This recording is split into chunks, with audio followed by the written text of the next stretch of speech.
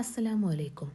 ഞാൻ ഇന്ന് ഈ വീഡിയോയിൽ പറയുന്നത് എൻ്റെ ജീവിതത്തിൽ എനിക്ക് ഒരുപാട് ഉപകാരമായ കുറച്ച് ദിക്റുകളെയും ദുആകളെയും നിങ്ങൾക്ക് മുന്നിൽ പരിചയപ്പെടുത്താനാണ് ഞാൻ ആഗ്രഹിക്കുന്നത്.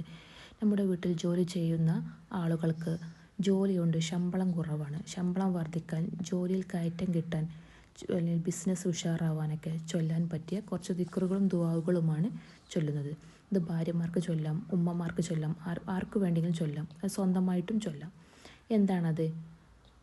ഫഇൻ തവല്ലൗ ഫഖുൽ ഹസ്ബിയല്ലാഹു ലാ ഇലാഹ ഇല്ലാ ഹുവ അലൈഹി തവക്കൽതു വഹുവ റബ്ബുൽ അർശിൽ അലീം. ഇത് സൂറത്തുൽ തൗബയിലെ അവസാനത്തെ ആയത്താണ്. ഈ ആയത്ത് ഓതുന്ന സമയത്ത് ബിസ്മി ചൊല്ലരുത്, കാരണം തൗബ സൂറത്തായതുകൊണ്ട്. അഊദു ബില്ലാഹി മിനശ് ശൈത്വാനിർ റജീം എന്ന് ചൊല്ലി തുടങ്ങുക. ഇത് ദിവസവും 41 തവണയാണ് ചൊല്ലേണ്ടത്.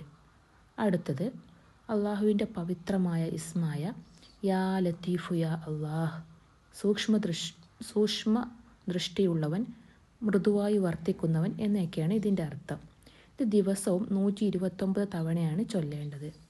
അതുപോലെ സുബ്ഹാനല്ലാഹി വബിഹംദിഹി സുബ്ഹാനല്ലാഹിൽ അലീം വബിഹംദിഹി അസ്തഗ്ഫിറുല്ലാ എന്ന ദിക്റ് ദിവസവും സുബ്ഹിൻ്റെ സുന്നത്തിനും ഫർളിനും ഇടയിൽ, അല്ലെങ്കിൽ സുബ്ഹി നിസ്കാര ശേഷം 100 തവണ വീതം തുടർച്ചയായി 7 ദിവസം ചൊല്ലുക. ചുരുക്കി പറഞ്ഞാൽ ഇതുപോലെയാണ് ഇതുപോലെയാണ് ചൊല്ലേണ്ടത്. കണ്ടില്ലേ?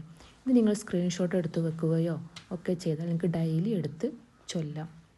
ഇത് ചൊല്ലിയിട്ട് നിങ്ങൾക്ക് ഉപകാരപ്രദമാവുകയാണെങ്കിൽ നിങ്ങൾ കമൻറ്റിൽ വിവരം അറിയിക്കുക. അതുപോലെ തന്നെ ഇത് മുമ്പ് ചൊല്ലി അനുഭവമുള്ളവർ ഇത് കമൻ്റായിട്ട് അറിയിക്കുകയാണെങ്കിൽ ഇത് മറ്റുള്ളവർക്കും വളരെ യൂസ്ഫുള്ളായിരിക്കും. ഞാനിത് ചൊല്ലി എനിക്കൊരുപാട് ഉപകാരപ്രദമായൊരു വീഡിയോ ആണ്. അപ്പോൾ ഇതുവരെ ഇത് ചെയ്യാത്തവരൊന്ന് ചെയ്ത് നോക്കുക, നല്ല റിസൾട്ട് കിട്ടും. അള്ളാഹുവിനോട് തവക്കുൽ ചെയ്ത് പ്രാർത്ഥിക്കുകയും ചെയ്യുക ലാസ്റ്റ്.